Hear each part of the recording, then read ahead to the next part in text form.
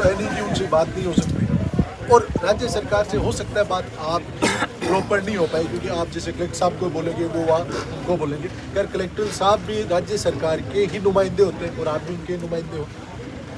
हम सिर्फ इतना सा चाह रहे हैं कि सुबह तक ये पता चल जाए कि वहाँ से कि इस चीज़ में कुछ मदद मिल सकती है नहीं। यदि नियमों में ऐसी चीज़ नहीं है, जैसे पहले ये था, अभी तक ये था कि मर्डर वाले मामले में इस तरह का नहीं है, फिर आज जब ये चर्चा चली साहब कन्हैयालाल वाले में कैसे आ गया, तो इतनी देर वो चर्चा नहीं थी, इतनी देर तो ये था कि मर्डर कोई सा भी हो उसमें नहीं है। अब नई बात आई कि साहब मर्डर में महिला का हो जाए तो नहीं है, इतनी देर महिला पुरुष का नहीं था, मर्डर का चल रहा था। क्यों बलवंत जी, मैं सही कह रहा हूँ?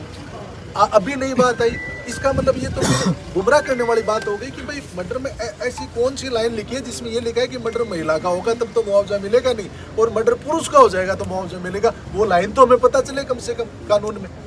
या सिर्फ हम ये कर रहे हैं कि महिला का हो गया तब तो ये कहते हैं साहब वो तो महिला का हो, पुरुष का हो जाए तब तो कहते हैं महिला का होता तब तो अलग बात होती, उसके बच्चों को कौन पालता, और पुरुष का हो जाए तो वो अभी तक दोपहर तक ये था कि मर्डर वाले को कोई राशि नहीं मिलेगी। अभी बात है सामने है कि साहब पुरुष होता तो मिल जाती, महिला इसलिए नहीं मिलेगी। इसका मतलब विरोधाभास हुआ ना बात में।